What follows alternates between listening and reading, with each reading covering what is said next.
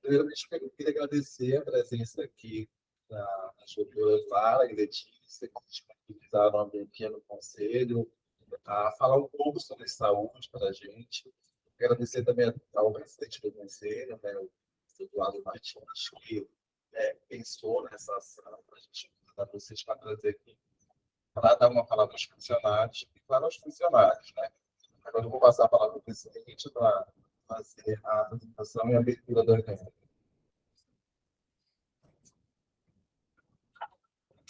Obrigado, Sônia. Gente, boa tarde a todos e todas. Primeiro, me dirigir às pessoas, doutora Lara, doutora Letícia, muito obrigado pela disponibilidade de estar aqui com a gente. Estava falando um pouco antes com a doutora Lara, que inclusive é o nome da minha filha também.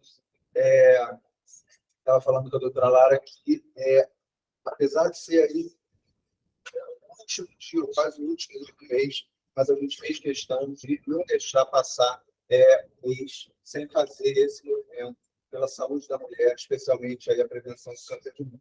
Então, acho realmente importantíssimo, acho que a gente cada vez mais tem que fazer eventos que os funcionários estejam ali integrados e a gente consiga fazer isso, parabenizar a área de recursos humanos, né, a área de PHO, pela iniciativa do Sony e a proposta desse evento. Espero que todos vocês aproveitem muito. Mais uma vez, agradeço a disponibilidade das doutoras aqui e desejo a todos uma boa palestra. Sim, tem aqui, a gente quer entregar para vocês um agradecimento, um brinde do Conselho.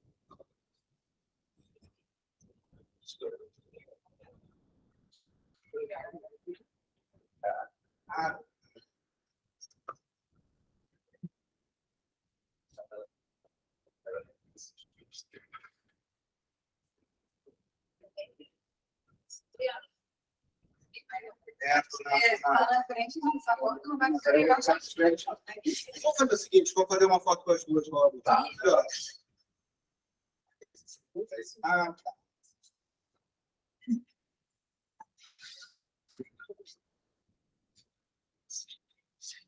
Oi?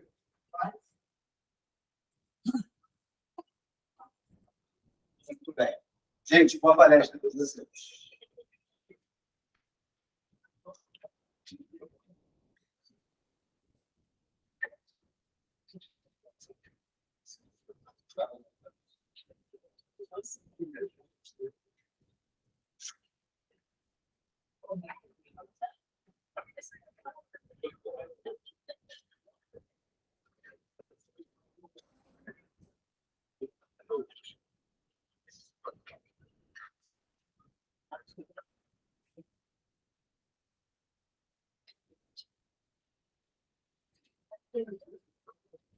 Posso ir passando? Esse aqui, até? Para frente ou para trás?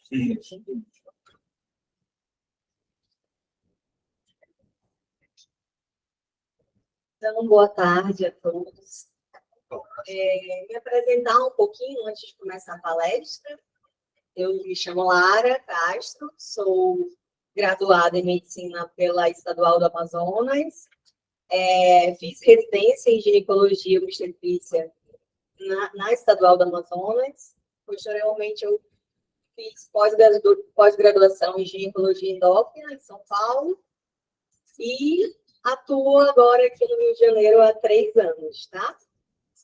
Então, tá.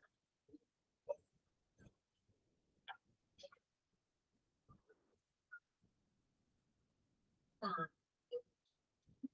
É verdade, hoje é o dia do ginecologista, atuando aqui, né? Então, assim, os meus slides vão ser algumas perguntas que eu quero que vocês também participem, né? Por mais que não acertem dessa forma, tentando raciocinar e dizer uma resposta, a gente fixa melhor, né? E nos faz refletir. Então, a primeira pergunta seria isso. Todo nódulo na mama é câncer?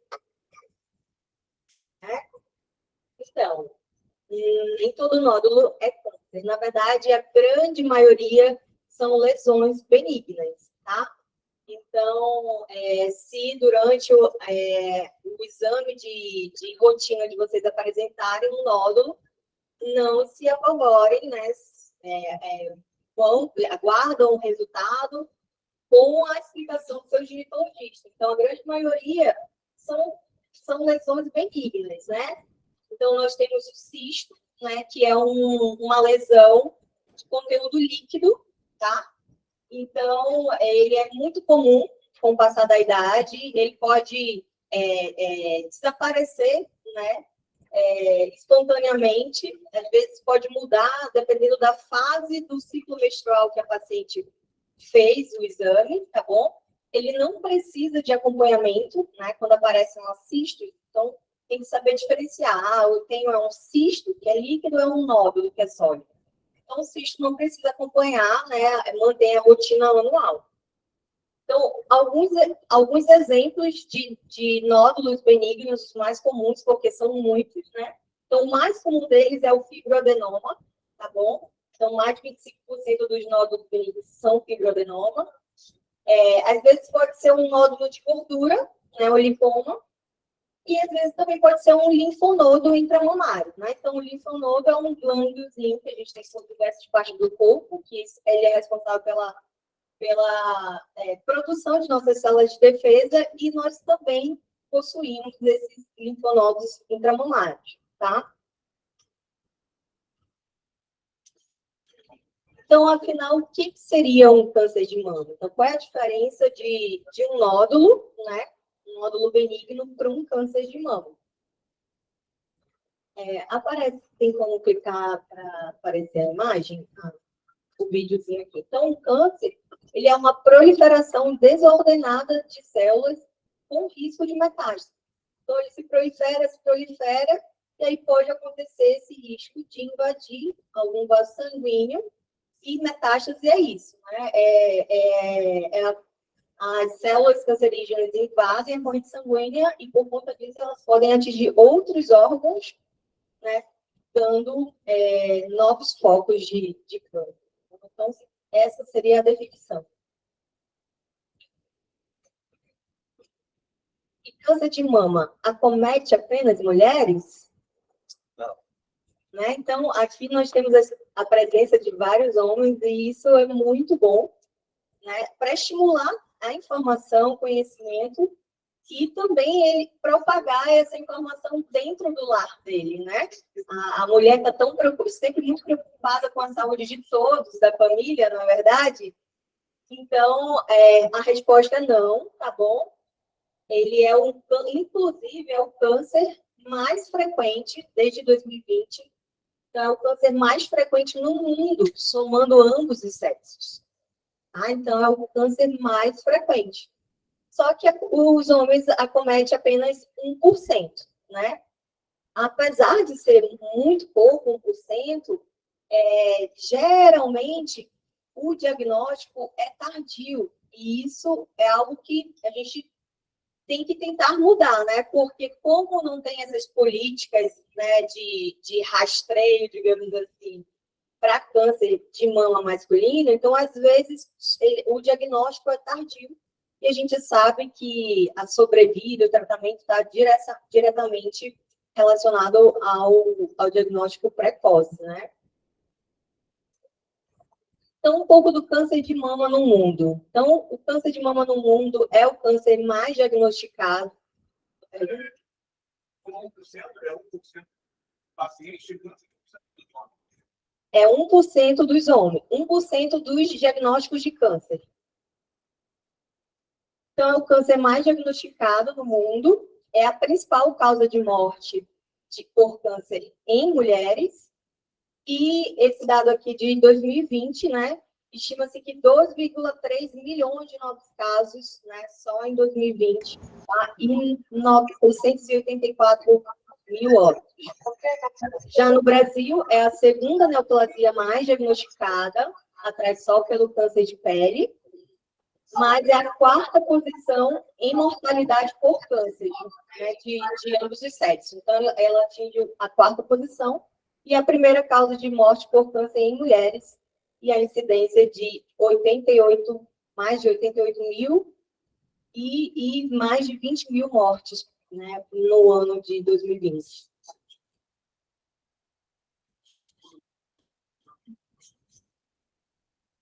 Mas, apesar de ser a principal causa de morte feminino, né, o câncer, né, o prognóstico dele vai ser diretamente, o prognóstico dele vai ser diretamente conforme o estágio em que ele foi diagnosticado. Então, aqui, ó, a sobrevida em 5 anos, né, de uma paciente diagnosticada em estágio 1, que é o estágio inicial, então, essa sobrevida chega a 95% a 100%. Né? Então, nós temos vários estágios de câncer, e já quando está em estágio 4, né, apenas 22% de sobrevida em 5 anos. Então, isso nos reforça, né, nas medidas, né, de prevenção, de rastreio e diagnóstico precoce, já que o tratamento chega, né, a quase 100%. Então, vamos para fatores de risco. Então, história familiar é um fator de risco, mas aqui eu queria tranquilizar vocês, que às vezes essa história familiar ela é muito difundida, digamos assim, como fator de risco, mas eu estou aqui para tranquilizar vocês no sentido que não é qualquer história familiar. Ah, eu tenho uma tia. Não, não é bem assim, até porque é o câncer mais prevalente. Eu acredito que aqui todo mundo conheça alguém ou tem alguém, parente, que já teve algum câncer de mama, né? Então, Então, existem vários tipos de câncer, né? Várias causas, e existem algumas causas que são de alteração genética. Só que essas alterações genéticas são a menor porção dos tipos de câncer, né? Então, somente 1% a 10% dos cânceres são de alteração genética familiar. Então, só 10%, tá? E aí, quais são os critérios que a gente suspeita que aquele câncer é um tipo de câncer de alteração familiar, câncer familiar, que a gente chama. Então, quando tem alguma história de câncer de mama ou ovário, porque o câncer de mama e ovário eles estão muito interligados, em parente de primeiro grau, que seriam filhos, filhas, né? Ou pais, tá bom? Então, a gente vai suspeitar em outros parentes quando esse câncer for diagnosticado abaixo dos 50 anos, tá? Então, aquela tia que estava com 65, 68, não precisa se desesperar, não é uma suspeita que aquele câncer é do tipo de alteração familiar, tá? Só abaixo de 50 anos, ou quando existe algum câncer de mama bilateral em qualquer grau de parentesco. Então, câncer de mama bilateral é suspeito, assim como câncer em casos na família de câncer de mama masculino, tá?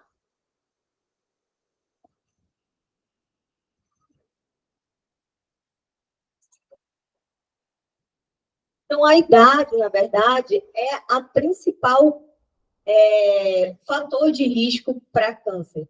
Então, quanto mais vai avançando a idade, maior é o fator de risco. Então, a idade é o principal fator de risco. Por isso que a gente leva em consideração quando que foi feito o diagnóstico.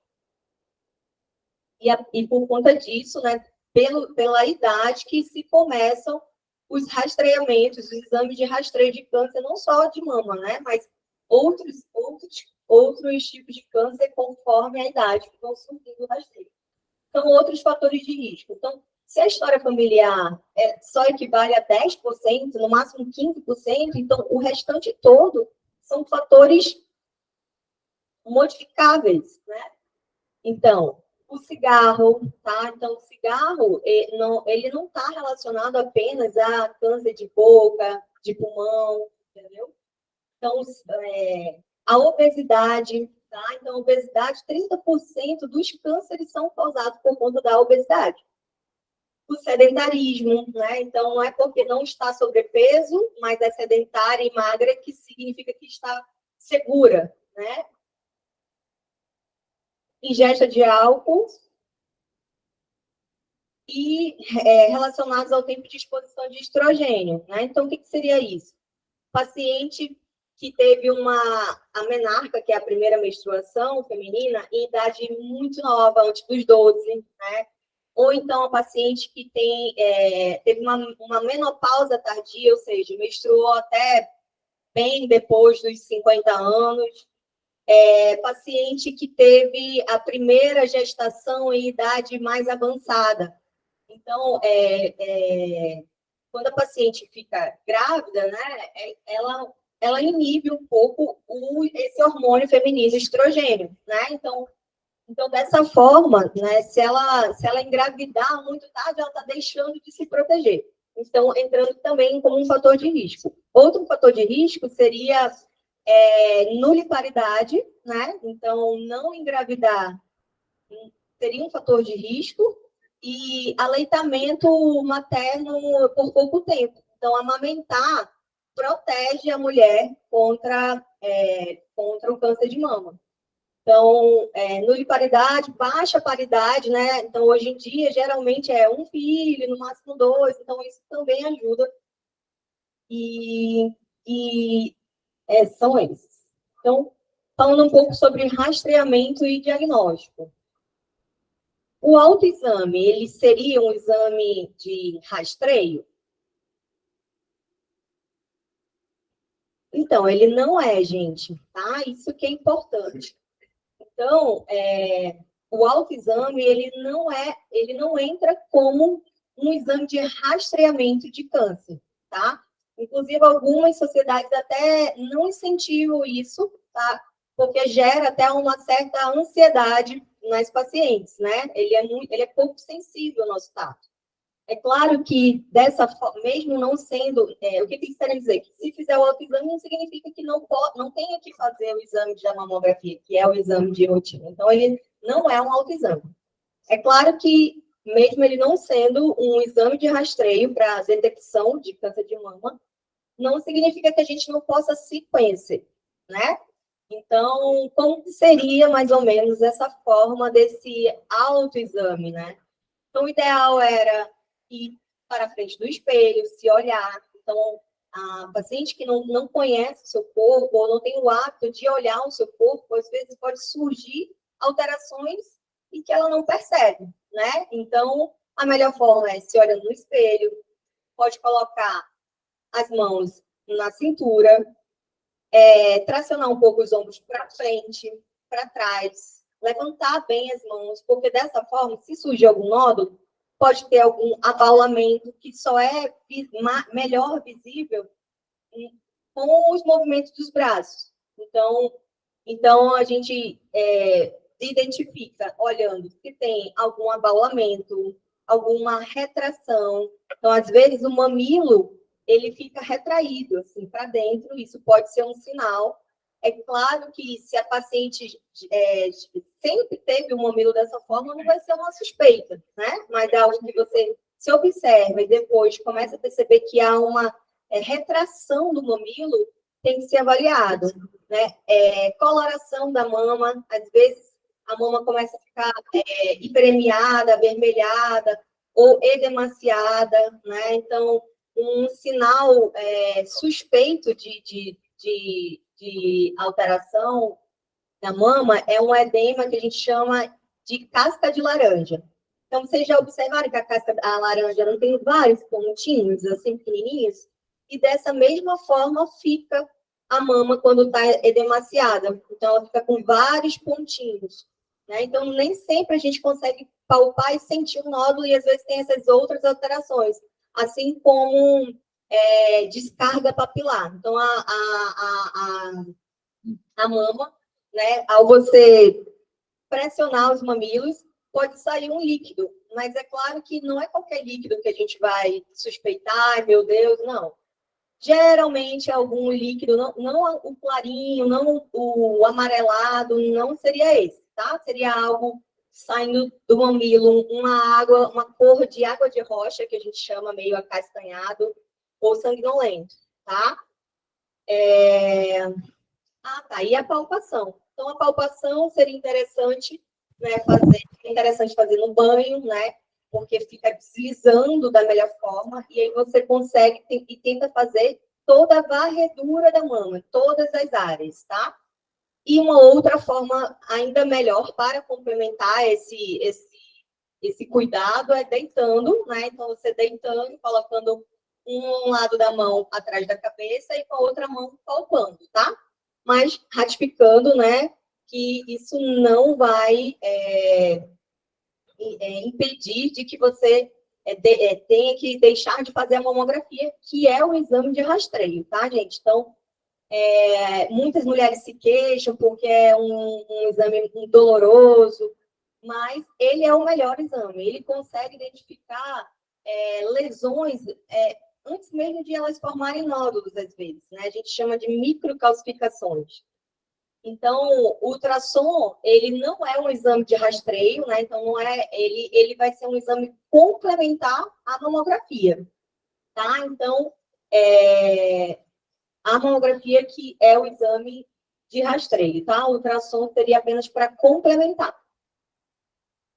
Então, como seria a recomendação, né? Então, aqui é a recomendação pela Sociedade Brasileira de Mastologia. O Ministério da Saúde, ele recomenda um pouco diferente.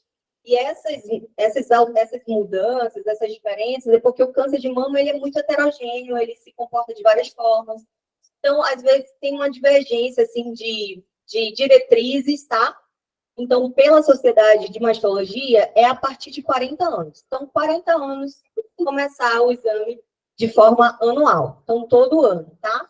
Se tiver fator de risco familiar, esse rastreio tem que ser a partir dos 35 anos, tá? Então, essa é a melhor forma. Pode dizer, sinto muita dor, pode evitar fazer o exame no período menstrual, tá bom?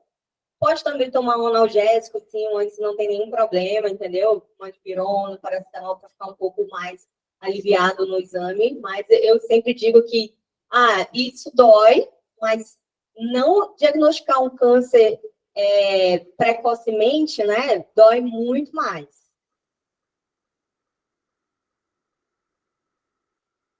E a ultrassom, onde que ela entraria aí? Então, a ultrassom como adjuvante.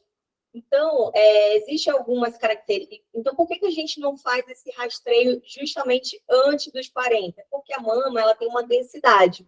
Então, a mama ela é formada por glândulas, né? E com o passar da idade, a mama vai se transformando do tecido glandular para tecido adiposo, né? E essa densidade, muita glândula em paciente jovem, na mamografia, ele pode obscurecer alguns nódulos, né? Por conta dessa densidade, a mamografia não consegue avaliar completamente, dificulta essa avaliação. Então, o ultrassom ele é muito bom para ver outras alterações, outras lesões da mama, então ele vai complementar. Não é toda mulher que precisa fazer exatamente esse ultrassom. Então, elas são recomendadas principalmente para paciente jovem, porque ela vai ter uma mama mais densa, então, né, sempre tem que complementar. Lembrando que é um exame complementar, ou seja, tem que fazer primeiro a mamografia, tá bom? Depois que fizer a mamografia, aí sim fazer o ultrassom e levar no dia da ultrassom a mamografia atual. Porque, às vezes, se você fizer apenas um ultrassom, ele pode passar alguma coisa despercebido, alguma lesão na hora do exame. Diferente se você faz uma mamografia, ele mostra exatamente onde tem aquela alteração na mama, qual localização, e o ultrassonografista vai exatamente em cima daquela lesão complementar, tá? Então, pacientes jovens, né, sempre complementar com ultrassom de mama e mamas densas também. Então, essa densidade de mama não significa que é só para pacientes novas, tá? Então, às vezes, essa característica da mama mais densa é algo familiar, tá? E aí, então, essas pacientes, mesmo não sendo jovens, mas tendo a mama densa, tem que complementar com ultrassom. E como é que a gente fica sabendo se tem ou não mama densa? É só olhando no espelho, né? Não, é através da mamografia. Então, na mamografia tem lá a característica, mamas densas. Tá?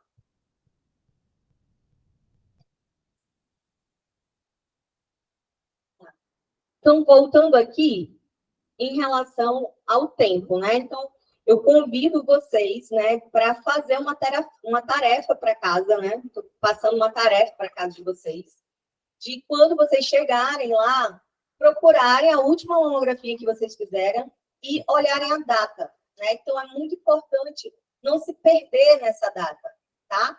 Então, chega em casa, a primeira coisa que vai fazer é olhar quando foi feita a última mamografia, qual foi o mês, tá bom?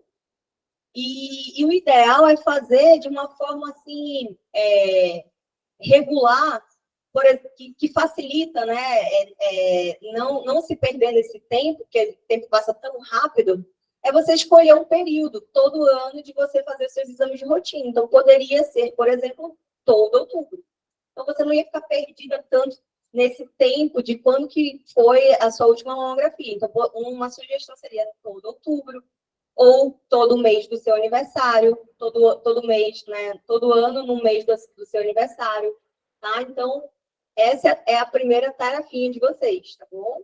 Ou também, se a sua também tiver indício, já tiver visto isso, né? Perguntar para as suas amigas, suas esposas, né? Quando foi a última vez que você fez a mamografia? Né? Às vezes a pessoa não está percebendo o quanto que isso é importante, né? Então só de ela refletir, já passou um ano, então está na hora de refazer, é importante. Então um câncer de mama, ele pode mudar de um ano para outro, né?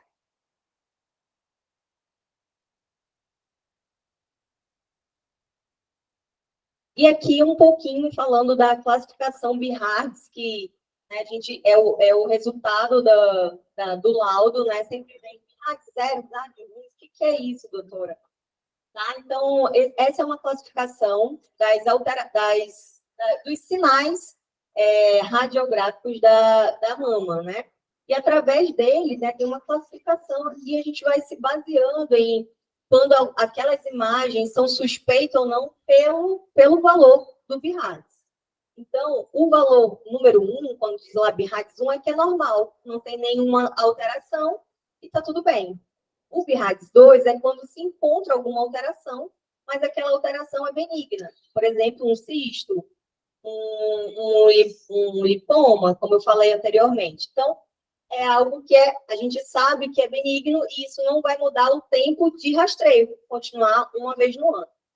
O BIHATS 3 é quando tem alguma alteração e essa alteração ela é provavelmente benigna, ou seja, as características dela são características de lesões benignas, tá? E aí a suspeita de malignidade vai ser maior a partir do 4. 4 e 5 já é uma suspeita de malignidade. Então, 4 sugestivo de malignidade e o 5 altamente sugestivo. Mas, se vocês fizerem uma mamografia e vir esses BIHATS 4 e 5, não se desesperem, né? Isso não é um diagnóstico definitivo, né? Então, quando vem esses 4 e 5, a recomendação é fazer uma biópsia. Então, a biópsia é realmente que vai confirmar aquilo, tá? E o BIHATS 0, o que significa? É quando se precisa de mais exames complementares, por exemplo, um ultrassom, uma ressonância, para o médico conseguir dizer se aquela lesão é suspeita ou não. Então, 0 é isso, é como se fosse um indeterminado. Preciso de mais exames complementares ou preciso dos exames anteriores para comparação. Por isso que é muito importante, quando for fazer o exame, levar a mamografia anterior.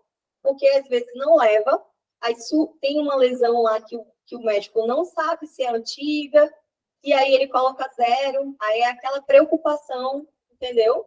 Então, quanto mais exames de anos anteriores levar, melhor para essa avaliação e esse laudo do médico.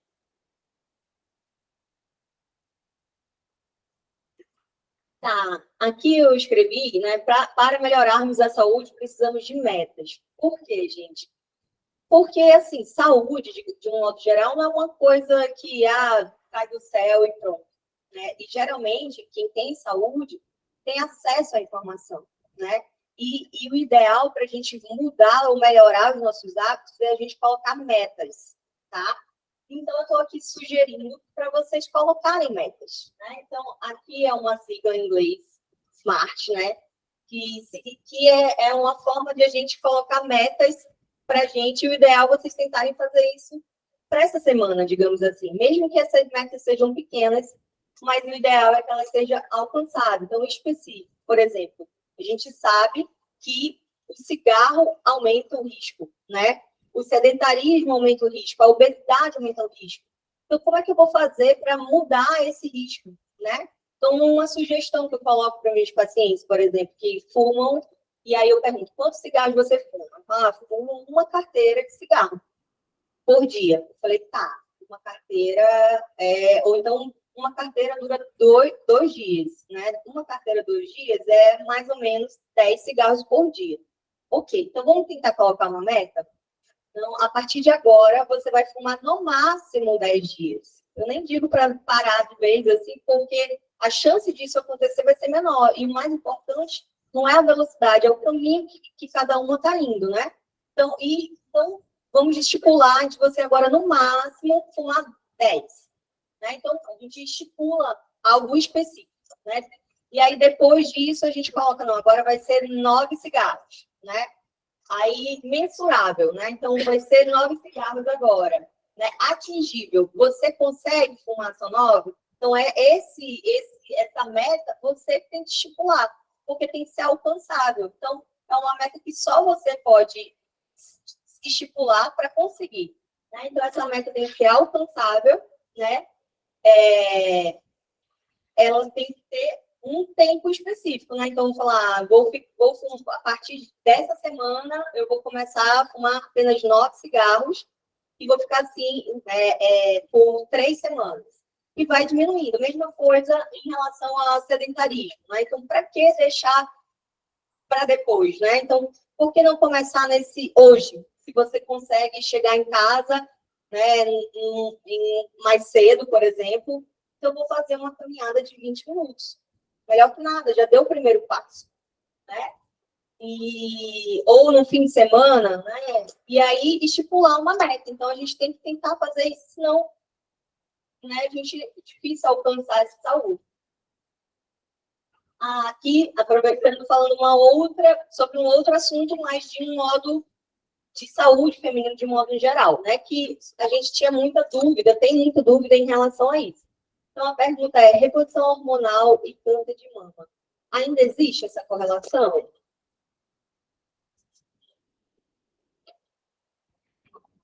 A resposta é não, gente. Tá? E eu quis trazer isso, né, para desmistificar e incentivar os pacientes a fazerem a reposição. Porque antigamente existia, sim, essa correlação, mas era um outro tipo de tratamento, um outro hormônio, tá? E esse outro hormônio, né, que era um hormônio extraído da urina das éguas equinas, entendeu? Tinha essa correlação, né? E hoje em dia não, o tratamento é muito efetivo, tá? Então é feito com outro tipo de hormônio, um hormônio que a gente chama de hormônio bioidêntico, tá bom? E por que é importante falar sobre isso, né?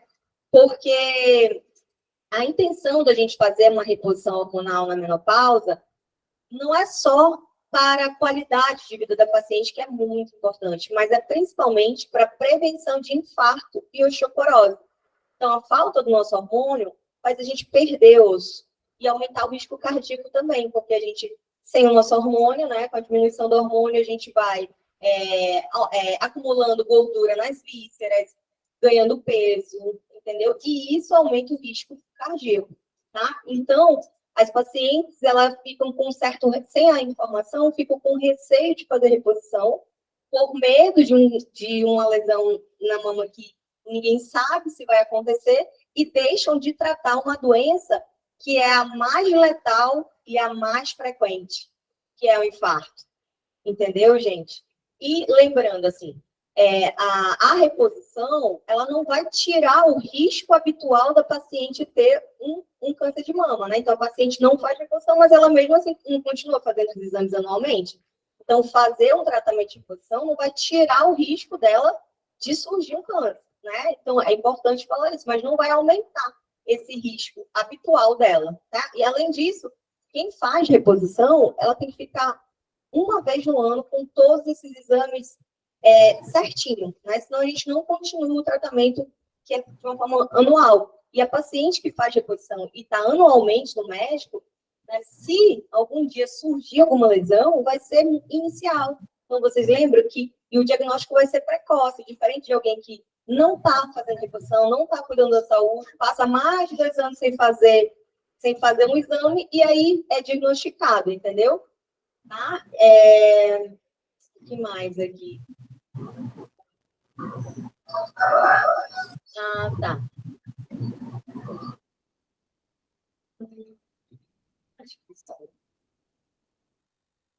Então é isso, gente.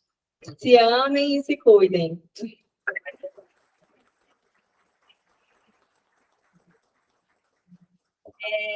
A gente vai abrir perguntas, caso alguém queira, tá bom?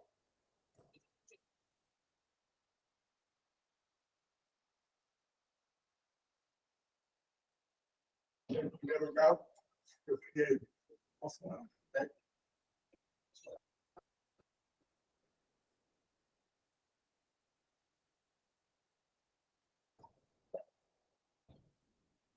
Então, em primeiro lugar, queria parabenizar pela palestra. É uma palestra relativamente simples, mas de um significado muito, muito grande, principalmente para as mulheres, mas, como você disse, pelo menos para 1% dos homens. Né? É muito importante. Parecia que você estava falando comigo, né? Porque eu estou vivendo em casa, né, uma situação muito parecida com tudo isso que você está falando. Eu já tinha notado aqui desde o início, né, a questão da reposição hormonal. Eu queria saber qual era a sua opinião, porque, vamos dizer assim, a minha esposa e a irmã dela. A irmã dela diz que não faz reposição hormonal de maneira alguma, porque disseram para ela que causava câncer. Né? A minha esposa fez o tempo todo reposição hormonal e há menos de um ano foram detectados 2 nódulos farígeos. Né? Então, vamos dizer assim, os médicos garantem a ela que não tem nada a ver com a reposição hormonal. Né? A mãe dela teve, né, a câncer de mama. Aí tinha mais gente com câncer não de mama, mas também teve na família, parentes mais próximos. Né? Então, a ideia, né, quer dizer, a dúvida, obviamente, que sempre fica. Né? Uma que diz que não ia fazer, não tem, a outra que fez e tem. Né? A questão da anuidade, a anualidade, né, do exame é um outro ponto que eu acho que você tocou muito importante. Veja só, todo ano, em novembro, a minha esposa fazia a ultrassonografia. A mamografia e a ultrassonografia. Detesta a mamografia, que diz que dói, que é uma criança. Né? Esse ano, ela perdeu a data em novembro do ano passado, de 2022. Em março, ela foi fazer. E quando foi fazer em março, tinham 2 nódulos que a biópsia tudo revelou malignos. Né? Felizmente, ela não teve que retirar as mamas, ela tirou os nódulos, né?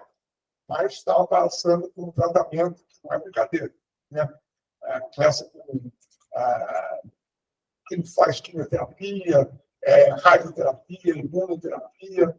Não é fácil. Não é fácil. Para a mulher, então, é muito ruim. A perda de cabelo, etc., é terrível. Né? Então, eu acho que essa palestra, né, ela veio justamente enfatizar todos esses aspectos, né, e, vamos dizer assim, a anualidade do exame, por experiência em casa, eu acho que a mulher deve fazer isso, aquela sua sugestão, olha quando foi a última, e não deixa passar de um ano e faz a sua normalmente, muito, muito importante. Né? E por isso eu dou, né, os parabéns e agradeço pela resposta antecipada de algumas das minhas perguntas. Eu só não conseguia apertar o que era o F do SMART, Tá. Eu vou te responder aqui. Primeiramente, parabéns para você também de estar aqui buscando conhecimento, né? Se preocupando com a sua esposa, né? Então, é uma informação, então, parabéns, tá? E enquanto as suas respostas, explicando um pouquinho melhor, né? Em relação à reposição. Então, como a gente, para continuar a reposição, a gente tem que fazer o exame anualmente, né? Para poder saber se pode continuar, porque se surgir alguma lesão suspeita, ela vai ser contraindicada, vai ser suspendido, né? Mas, assim, o que a gente tem que levar em conta? E quando tem alguma paciente com um fator de risco, então a gente tem um cuidado maior, uma atenção maior, mas não é uma contraindicação, entendeu? E a reposição, ela vai agir principalmente, né, na qualidade de vida, na longevidade, né? Então, as pacientes que fazem reposição, elas são incentivadas a fazer exercício, a controlar o peso, né? Então, quem não faz reposição, geralmente fica mais cansada, ganha peso, entendeu? E isso é fator de risco para a eclâmpsia, né? E quando a paciente tem um estilo de vida saudável, né? Quando ela tem um controle do peso, uma boa massa muscular, quando é diagnosticada com algum câncer, o tratamento, a resposta é muito melhor, tá? Inclusive, pacientes que fazem tratamento de algum câncer e têm um estilo de vida saudável, faz exercício, diminui o risco de recidiva, entendeu? Então,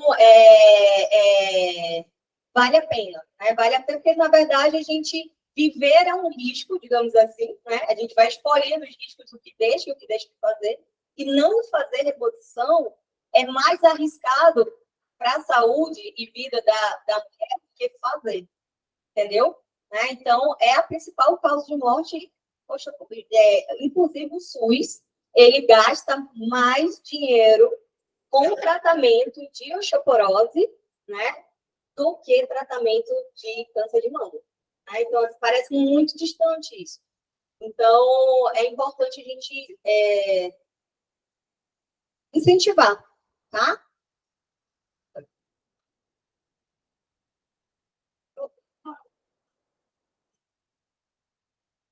É sobre o exame de termografia, que é um exame usado. Agora no Google, né? Eu sabia que existia o exame, vamos pelo nome. Vários encaminhamentos, assim, você poderia falar sobre esse exame?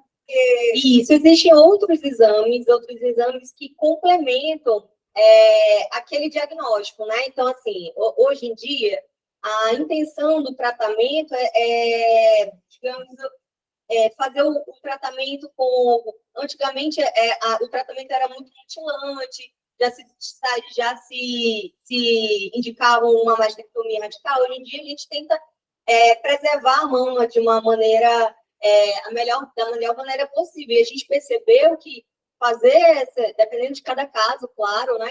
Mas fazer esse tratamento de uma forma radical não mudava a sobrevida da paciente, fazendo de uma forma, né, menor. Então, com isso, surgiram outros exames para acrescentar a mamografia e a gente saber tomar a melhor decisão. Né? Então, esses exames, geralmente, são utilizados muito pelos mastologistas, né, para complementar.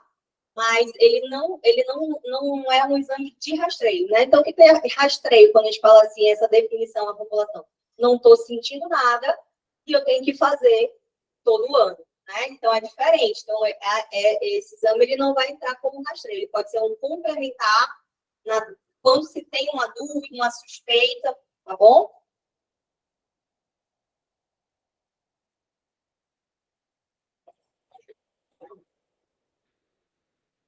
Eu vou ler aqui, então, para vocês, que talvez vocês não estejam vendo.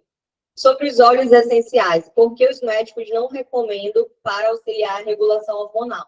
Eles são também ótimos para quem está fazendo tratamento, nos enjoos e questões emocionais. Há diversos estudos e no Brasil, a Embrapa já está avançando na descoberta de diversos óleos essenciais no Cerrado Brasileiro, nossa biodiversidade a favor da vida. Na verdade, não é que não recomendo, é porque eu quero o melhor para o meu paciente. E o melhor tratamento na menopausa é com a reposição hormonal. Então, não tem por que oferecer algo que tem um tratamento menor. E ele não vai atingir. Então, ela falou, questões emocionais. Então, existe... E eu recomendo também para os pacientes, por exemplo, quando não se pode fazer reposição, eu utilizo disso também. Mas, assim, essa questão dos óleos, fitoterápicos, eles agem principalmente nessas ondas de calor, da parte da ansiedade, mas ele não vai atingir o que eu mais quero, e é o motivo que eu, como médica, oriento o tratamento da reposição, que ele não vai agir na massa óssea e na prevenção do infarto. Então, ele não tem uma proteção cardíaca. Então, eu não vou utilizar componentes, mas não é uma contraindicação, entendeu? Então, seria mais isso. A gente usa o que tem de melhor, digamos assim. Existe comprovação realmente, né, de dados taxativos de que eles têm esse efeito que ela está propondo. E são estudos que foram feitos, mas não são estudos, inclusive, aprovados pela Anvisa. Se não é aprovado pela Anvisa, ela não vai fazer, ela, com certeza não vai, o médico não vai poder utilizar. Exatamente.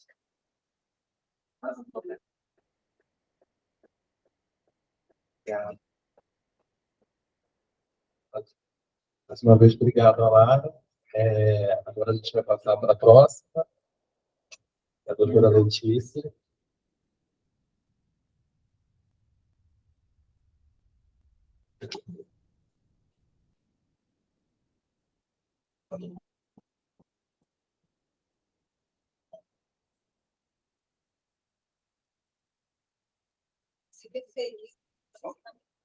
Só isso.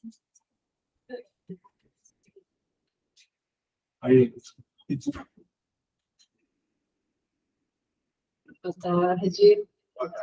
Sou a doutora Letícia, que estava aqui o ano passado no Rio. Acho que foi pela telinha, né? Agora pessoalmente. E já que a Lara se apresentou, me apresentar também. Eu estudei na Santa Casa, na Santa Marques, aqui do lado. E eu fiz pós-graduação na Unirio, na Tijuca. E aí eu, de lá para cá, estou atendendo os pacientes. E quase eu não consegui chegar aqui. Vamos falar de câncer de mama tudo de novo, mentira. A gente dividiu os temas, porque já que tinha os doutores, né, a gente dividiu os temas, e aí eu vou falar um pouquinho do câncer de colo de útero.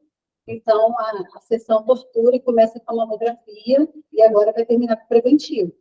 Aí, quando vai no ginecologista, já sabe o que vai acontecer, né?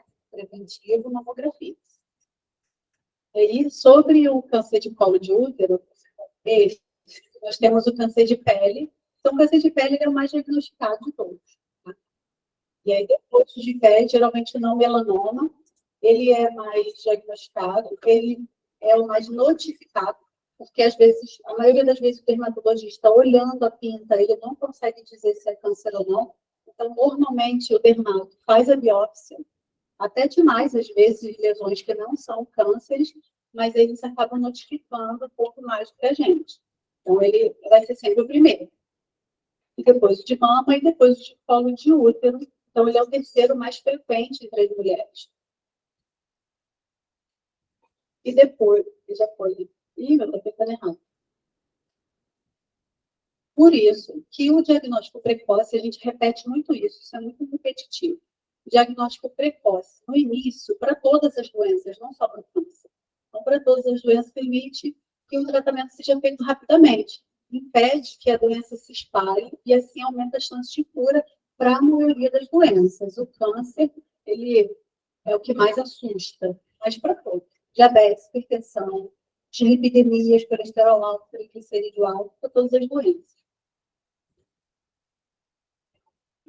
E as taxas de mortalidade são maiores para as mulheres acima de 40 anos. Então, já foi falado 40 anos aqui de novo. Então, é repetitivo e é isso mesmo. A partir dos 40 anos, as mulheres têm que se cuidar mais, porque a prevalência das doenças aumenta. E é raro nas mulheres mais jovens. Então, abaixo de 40 anos ou menor que 30, mais raro ainda. Por isso, eu coloquei o gráfico. Eu sei que vocês gostam de números, né? Eu tenho uma tabela periódica ali. Então, dá para ver? Para o diagnóstico precoce, tem uma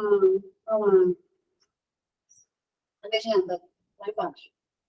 Aqui. Quando ele está in situ, ele está localizado no colo do útero, é o diagnóstico inicial, é o diagnóstico precoce. Então, quando a gente consegue pegar o câncer de colo ainda no início, ele está aqui, no azul escuro. Então, a chance de cura é muito maior. Depois dos estágios 1, 2, 3 e 4, geralmente o 2 também. Mas, aqui, no início, no azul escuro, é quando a gente faz o diagnóstico precoce, que é quando ele está localizado.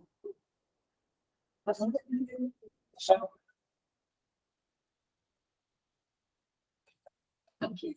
Então, as formas de prevenção, como já foi falado sobre prevenção e rastreamento, e por coincidência eu também coloquei, porque sempre me perguntam as diferenças. As formas de prevenção é uma forma direta ou indireta de evitar que aquela doença apareça. Então, é uma forma da gente evitar que um dia ela venha acontecer. Já o rastreamento, a gente não tem esse poder de prevenir. As formas de rastreamento são as formas de detectar a doença, mesmo quando não há sintomas. Então, não há nada que a gente possa fazer hoje que vai evitar um câncer, por exemplo, de mama. Às vezes as pacientes chegam e falam, doutora, mas eu faço exame todo ano, eu apareci falando assim, não tem nada que a gente faça, vai evitar. Se ele tiver que aparecer, ele vai aparecer. O rastreamento é uma forma de detectar ele precocemente. Já a prevenção é uma forma direta ou indireta de evitar que a doença apareça. Por isso que no câncer de colo de útero, a prevenção é importante. Por causa disso aqui. O colo do útero é essa saidinha do útero aqui. Parte mais externa, que é a parte que está em contato com o canal vaginal. Então, tem o canal, parte do contato do colo e lá em cima o útero. Então, o colo é a parte que está em contato com o meio externo, com exposição a germes patógenos, água de piscina, praia, e tudo que a gente faz por aí, que eu não vou entrar em detalhes, muita coisa. É o colo. E é uma coisinha mínima, mas que tem muita importância. Por isso, olhando de frente, quando o médico vai fazer o exame, ele só vai ver essa bolinha pequenininha. Ele só vai ver esse canalzinho mínimo. Então, olhando de fora, parece uma coisa muito pequena. Mas se a gente for no corte transversal, ele vai infiltrando no útero de baixo para cima. Então, olhando de fora, às vezes, um exame Papa Nicolau, no SUS, quando a gente faz palestras para as pessoas, não vocês que fizeram faculdade, são instruídos, mas as pessoas em geral, eles não entendem a importância que tem o preventivo, a importância de fazer esse exame, porque olhando aparentemente, é um canal muito simples, ele é inofensivo, só que o câncer, ele atinge o meio interno de baixo para cima. E, normalmente, antigamente, eles falavam-se muito que morriam de câncer de útero. Mas, na verdade, não é o de útero. O mais prevalente é o de colo, que se infiltra no útero. Para isso, tem o preventivo, que é o Papa Nicolau, que é a compostologia. Todos os nomes são sinônimos, todos são iguais. Então, a nomenclatura mais atual é a citologia oncótica, ou compostologia, que é o método de rastreamento. Então, o método de rastreamento, estando como sintoma ou não, ele é feito e é recomendado pelo SUS. Então, normalmente a gente fala das diretrizes da Sociedade Brasileira de Ginecologia e Obstetrícia, geralmente as diretrizes do SUS, que são os mais utilizados, mas a gente sabe que na rede particular a gente pode fazer o exame a data que a gente quiser e a quantidade que a gente quiser. Só que, normalmente, a gente usa as recomendações das sociedades, do Ministério da Saúde. E eles recomendam o preventivo a partir dos 25 anos até os 64. Até os 64 ficou um pouco preconceituoso. Até os 64. Então, na rede particular, a gente pode fazer o que quiser. Mas o SUS recomenda porque os números, né? Eles trabalham com números, percentuais, escalas, e perceberam-se que a partir dos 65 a prevalência é muito menor. Mas, na rede particular, a gente pode fazer o quanto quiser. Os 25 também. Porque como aqui no Brasil as meninas começam a vida sexual efetivamente mais cedo, a gente pode começar preventivo mais cedo também. E, pasmem, de 3 em 3 anos.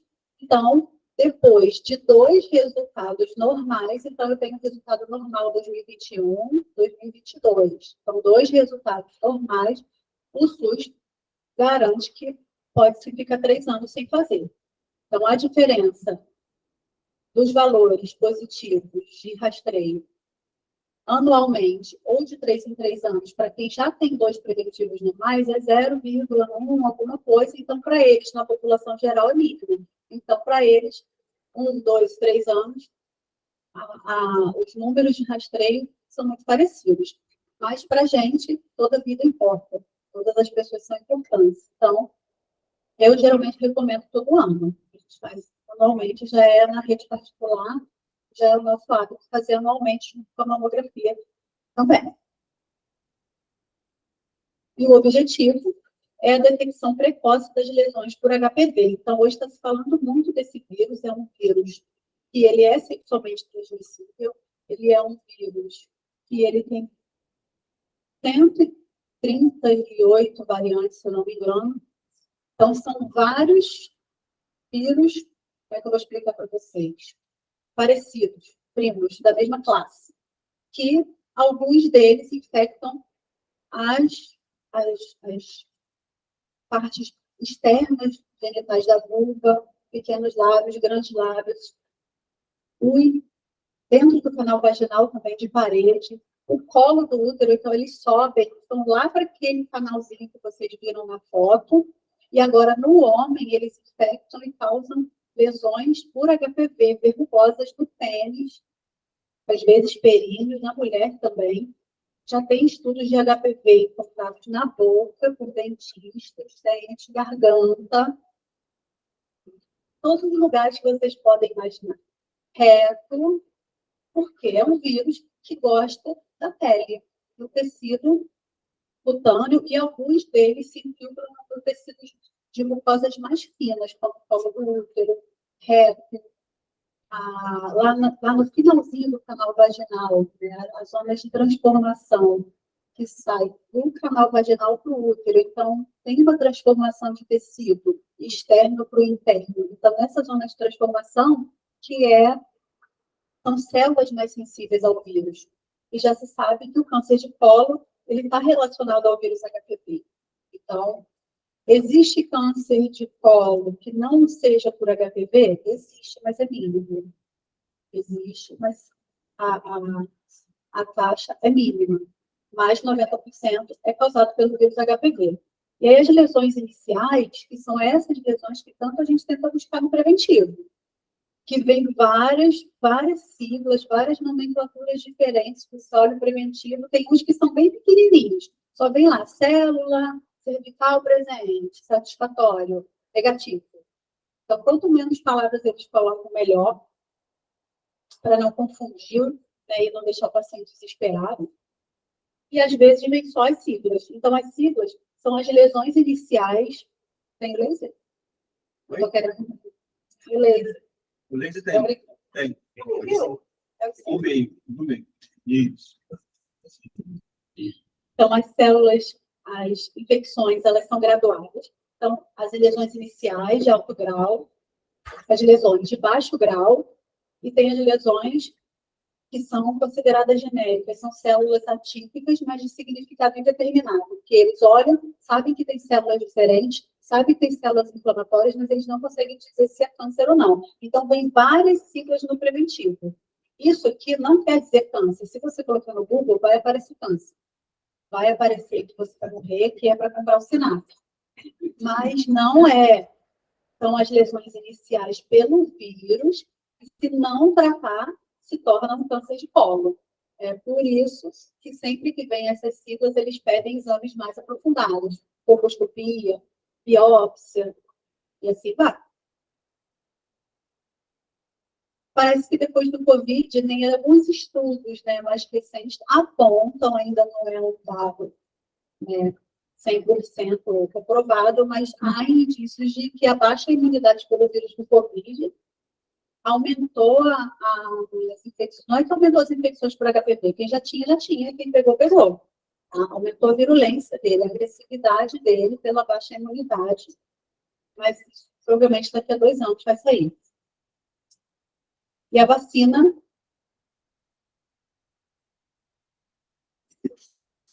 Não percebi nada. Não apertou? Olha. E aí, fizeram a vacina. Aí. Eu sei que tem movimentos anti-vacina por aí, mas a vacina da HPV ela é muito legal. Não cabe dentro da vacina, então ela é um método de prevenção. Esse é um método de prevenção de verdade. Tomando a vacina, você se previne contra o vírus e aí você se previne contra o câncer de colo. Então, esse é um método de prevenção real. Então, recomendada pelo SUS, o SUS paga essa vacina na rede particular. Eu andei pesquisando para falar para vocês. Está entre 300 e 400 reais uma dose, são 2. Em alguns casos, eles pedem para fazer 3, então pessoas com imunidade baixa, alguns tipos de doença, então deprimidos, o uso de corticoides, anti-inflamatórios, eles pedem para fazer 3 doses, então na rede particular. É caro, e qualquer pessoa pode ir lá na clínica particular e tomar, não tem problema não. E ela é recomendada pelos SUS em meninas e meninos. Então, no início, quando ela foi lançada, havia uma grande discussão sobre os meninos, os homens, mas ela está recomendada pelo Ministério da Saúde para os meninos, porque futuramente previne contra o câncer de pênis, câncer de reto, períneo, nos homens também. Alguns, mas são esses. De 9 aninhos a 14. Então, geralmente a criança vai lá fazer o reforço de 10 anos, com antitetânica, e tem mais um reforço que eu me lembro, tem uma pediatra, mas eu esqueci de perguntar isso para ela. Mas quando faz o reforço, geralmente da difteria tétano, que é com 10 anos, aproveita para fazer o HPV. E só. Se alguém tiver pergunta. Ficaram com medo, né? Sabem como é que é o preventivo, aquele que abre lá dentro para fazer o exame, é esse mesmo. Já que tem homens aqui, né, sobre o HPV, é um assunto bem legal também. Boa tarde. Então, só para esclarecer que você falou na vacinação de 9 a 14 anos, e é só na cidade de Paz, ou na No nossa SUS. cidade, na minha idade No também? SUS, como é de graça, eles têm aquela faixa alta da população. Mas nas clínicas de particulares mesmo, vacina, essas da vida, você pode ir lá e tomar. E, aliás, tem mais vacinas. A partir de certa idade, tem vacinas para pneumonia, tem outras vacinas recomendadas para o adulto também. Chegando na clínica particular, eles orientam, fazem um cartão bem legal. A gente fala geralmente sobre o SUS, porque é gratuito, chega lá no posto de saúde e tem. E os vírus, né? Só é bisóster que não. Não. Não, essa eu tive que tomar na. Aí eu tenho que pagar. E nem o plano de saúde, alguns planos também não estão cobrindo mais episódios. E depois do Covid, pela imunidade baixa, os vírus eles tomaram mais força. Então, os oportunistas, os vírus que reativam, como o herpes zoster, o HPV, então aumentou a agressividade deles, a virulência. Então, alguns não vão cobrir mesmo, porque é caro, muito caro. São vacinas caras. Dentro da vacina, não cabe 100 e poucos tipos de HPV. Então, dentro da vacina, nós temos 4, que é a tetravalente. Então, são 2 HPVs de pele, se eu não me engano, 6 ou 11, e são 2 HPVs de colo, que sobem. Então, tem 2 externos e 2 internos, que são os mais prevalentes daqui no Brasil. Então, não cabe na vacina isso tudo, mas são os mais importantes. Tem imunidade cruzada. Então, a gente, adquirindo imunidade contra esses 4 tipos, pode ser que caia um outro lá, tipo 20, e aí o sistema imunológico reconheça e se defenda. Então, tem a imunidade cruzada também.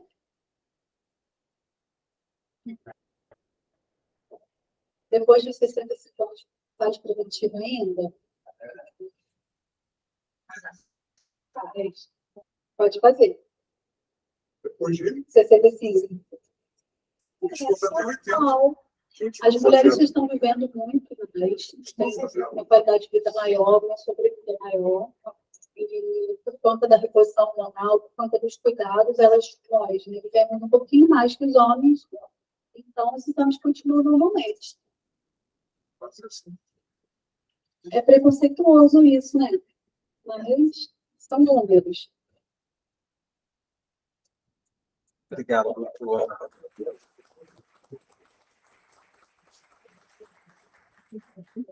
Agradecer mais uma vez as doutoras, né, por disponibilizarem o tempo para vir aqui no conselho e falar para a gente aqui sobre saúde, não só para as mulheres, como elas pontuaram também, mas para os homens também, que as suas esposas, suas amigas, suas colegas. É muito importante a gente falar de saúde como um todo, né?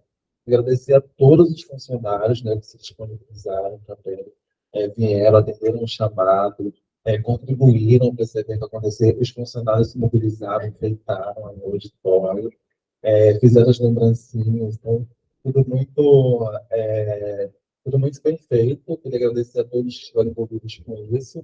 Não vou aqui nomear as pessoas, aí de repente não acabar esquecendo de alguém, tá? Obrigado a todos e boa tarde.